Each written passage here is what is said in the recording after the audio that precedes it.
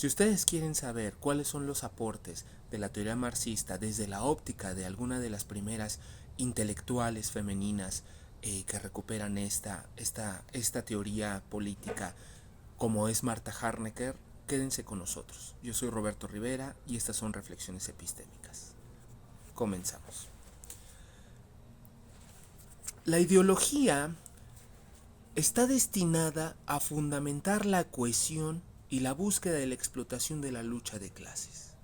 Interesante frase que Marta Harnecker postula en los conceptos elementales del materialismo histórico.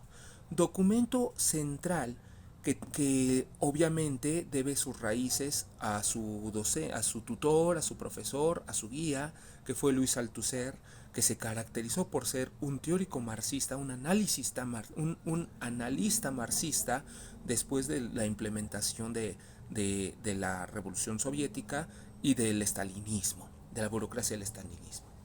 En ese sentido, Marta Harnecker, siguiendo los senderos de tanto la teoría marxista como también de las otras propuestas teóricas como la de Rosa Luxemburgo, de la Escuela de Frankfurt, del mismo Althusser, resulta que Marta Harnecker logra descubrir y logra desempolvar otros campos de investigación que no habían sido considerados o que no habían sido trabajados de la teoría marxista más allá del aspecto económico. Ciertamente la teoría marxista es sumamente interesante desde la parte de la economía y concretamente de la economía política, que fue una de las creaciones de Carlos Marx. El detalle va a radicar en que casi todos los estudiosos y estudiosas de la teoría marxista y de los movimientos subsecuentes que nacen y las revoluciones posteriores de esta teoría siempre lo van a ver en el sentido económico. Pocas veces lo van a ver desde la parte jurídica y también desde la parte ideológica. La parte ideológica la trabaja Luis Althusser en documentos como la ideología de la revolución, que ya lo tuvimos la oportunidad de visualizar en otros videos anteriormente, pero esta ocasión nos toca hablar de una de sus alumnas de Althusser. Entonces, Marta Harnecker parte del hecho de que existen tres pilares fundamentales en la teoría marxista: lo que es la teoría económica, o lo que es el sistema económico, el sistema político y el sistema jurídico. El sistema político lo va a decantar a volverlo un sistema ideológico. Entonces, por lo tanto, va a ser el económico, el jurídico y el ideológico.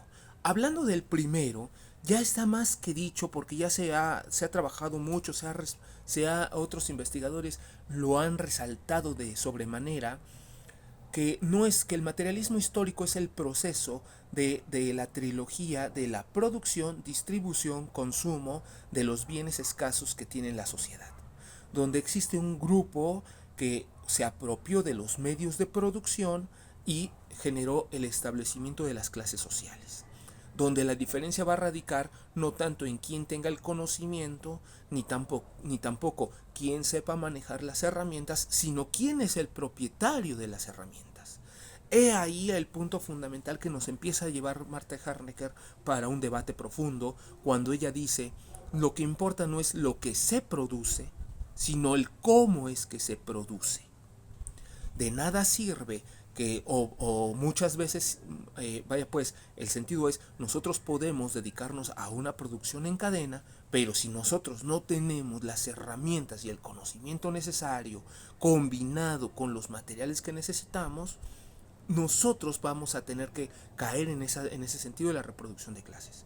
¿Quién lo va a tener? Las élites que logren controlar, que sean los primeros que logren manejar la administración de las herramientas y de los medios de producción junto con los materiales, serán los que terminen como organizando a las demás clases con la intención de la explotación a partir del materialismo histórico.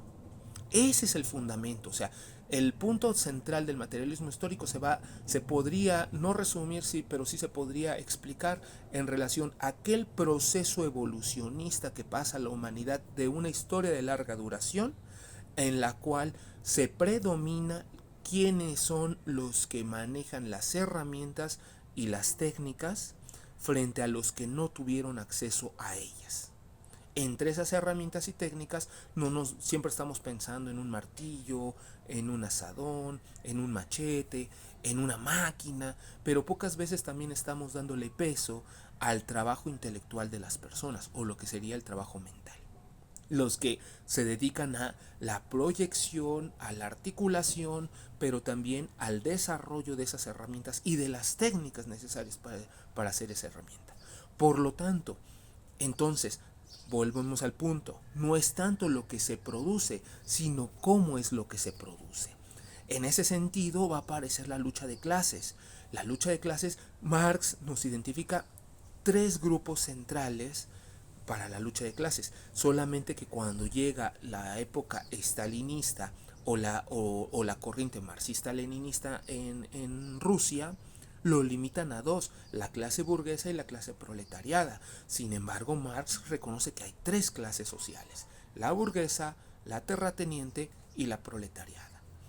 Se le llama burguesa porque en ese momento vivían en lugares, en los altos suburbios, en los espacios burgueses, los suburbios, frente a una población que en su mayoría estaba viviendo en lugares inhóspitos, en lugares que ocuparon ilegalmente, cosas por el estilo, ¿no? O sea, unas condiciones de insalubridad que les diferenciaba completamente de las partes totalmente urbanizadas de la ciudad. Sin embargo, aquí también aparece un tercer agente, que van a ser los terratenientes, los dueños de aquellos lugares, de aquellos espacios que los rentan a los capitalistas, a los inversionistas, con tal de hacerse de una ganancia permanente por el uso y manejo de la tierra, donde cualquier mejora al terreno, al edificio, a la obra, se considera como parte del acuerdo, parte del convenio, y cuando la persona, el inversionista, el industrial en términos de Saint-Simon, abandone el lugar, simplemente el terrateniente aprovecha las mejoras que se le ha hecho y sube el precio de su renta, espacio donde se puede producir. Entonces aquí ya estamos viendo que existen tres clases sociales. Pero Marta Harnecker va un poco más allá de la mano de Gramsci y de Althusser y habla de las subclases políticas. Y esas subclases van a ser los clérigos, los políticos, los intelectuales. Gramsci de hecho le va a dedicar una obra completa a los intelectuales orgánicos. Aquellas personas que están vinculadas que están vinculadas con las élites políticas, con las élites del poder, pero que irónicamente escriben contra ellas. Aquí habría que pensar si cuál es esa coherencia, porque por un lado te estás beneficiando de la élite política, estás partiendo cosas de los placeres, los beneficios de esa élite política, pero también estás aprovechando y la estás criticando. Más bien nos abriría la pregunta si no será que parte de los intereses de esa élite política sea generar esos levantamientos, esas sublevaciones populares que están orquestadas ideológicamente o sustentadas ideológicamente por estos intelectuales orgánicos. Es una pregunta que también Gramsci se la va a plantear muy seriamente.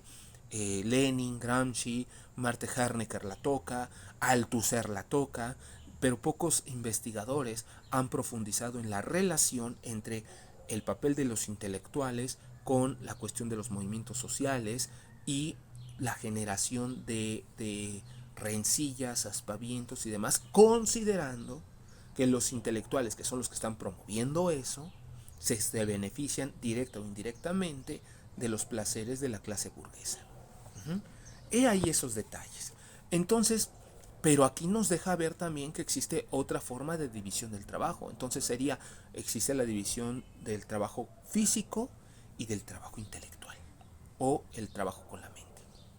Bueno, con lo que refiere al sistema jurídico político, Marta Harnecker nos dice que es todo el aparato burocrático que se va a construir alrededor del sistema ideológico, pero también de los medios de producción, que los va a controlar el Estado. Recordémonos que hay dos cosas. Marta Harnecker en cierta manera es muy partidaria del burocratismo soviético. Y de hecho el documento que estamos discutiendo de los conceptos elementales del materialismo histórico se puede traducir también como una propaganda a favor de la burocracia soviética y la justificación de la burocracia soviética. No obstante, habrá que ver también el papel que juega la ideología en este ejercicio de construcción burocrática. ¿Por qué? Porque cuando estamos hablando del sistema jurídico político nos está remitiendo al funcionamiento de las instituciones, una cuestión un tanto durkheimiana, de donde el sistema se ve como funciona, como una suerte de organismo en sentido comtiano, cómo funciona el sistema, cómo el Estado se estructura de tal manera que no solamente crea las condiciones para la continuidad, para la administración de su población, del territorio y de su soberanía, pero también para la generación de enemigos propios contra el Estado y a quienes vamos a necesitar, como lo diría Foucault, para justificar las acciones que el mismo Estado tendrá que hacer para el uso de las Fuerzas Armadas. Traducción: el Estado crea sus propios delincuentes y al mismo tiempo tiene los elementos regulatorios, como diría Althusser, los aparatos ideológicos represivos, con la intencionalidad de que la población justifique el por qué se tiene que tomar ciertas medidas o por qué se tuvo que recurrir a ciertos niveles de violencia con grupos específicos. Ahí está el papel del sistema político jurídico, porque entonces, ¿quién es el que controla las leyes? ¿Quién es el que promulga las leyes? Y sobre todo, ¿quién regula? Pero la pregunta es, ¿quién regula a los reguladores? Ahí está el meollo del asunto.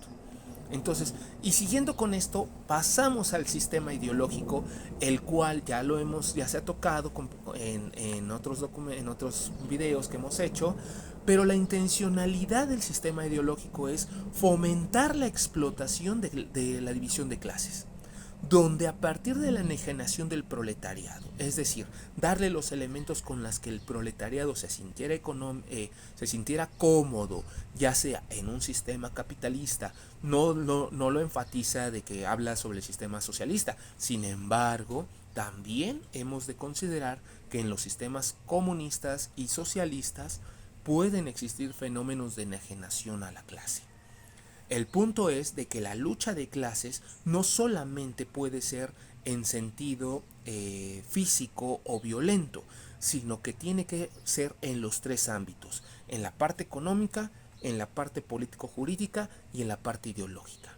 Por lo tanto, la lucha de clases es netamente una lucha política, que busca la reivindicación de un sector grande de la sociedad y la adecuación de un sector minoritario llamado la élite política, desde la óptica de Wright Mills, en donde se fusionen para una nueva orquesta o una nueva forma de llevar a cabo una nueva administración del sistema económico y sistema político. El detalle va a ser de que aquí va a haber un corte de caja porque va a haber una diferencia teórica, porque la teoría marxista-leninista, supeditada en el manifiesto del Partido Comunista, todo el tiempo estará matizando que la única forma de tomar el Estado será por la vía armada, cuando Marx en ningún momento sugiere que esa sea la única y forma determinante. Sí, vuelve a aparecer Marta Harnecker retomando a Carlos Marx, donde la lucha marxista puede ser legal, ilegal, negociada, pacífica y violenta.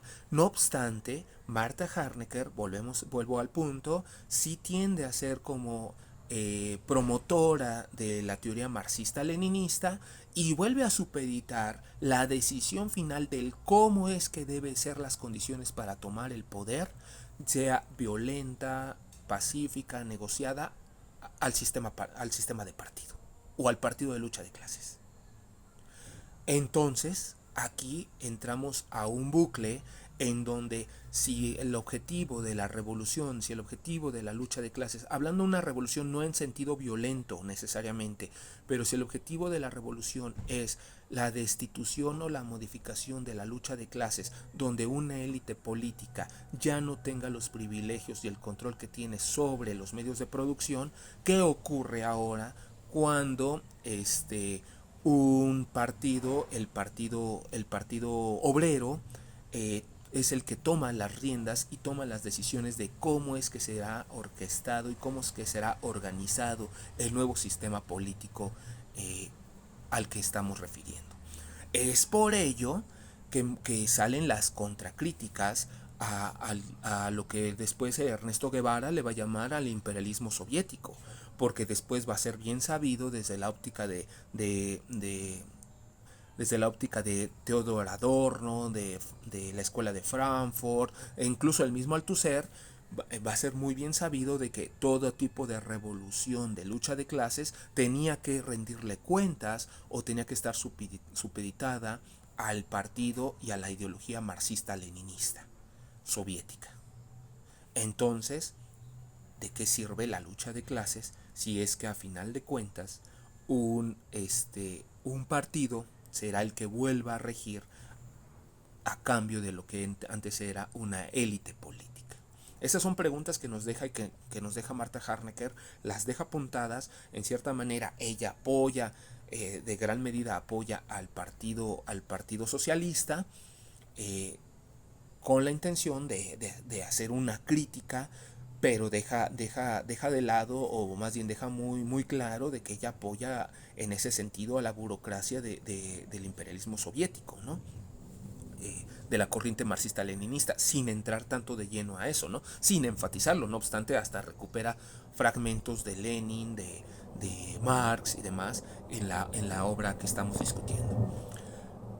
Y cabe mencionar un último detalle para que podamos dejarlo en temario de debate y en los comentarios, es de que para que un régimen se vuelva socialista, Marx nos lo dijo, puede ser negociado, pacífico, violento, legal o ilegal.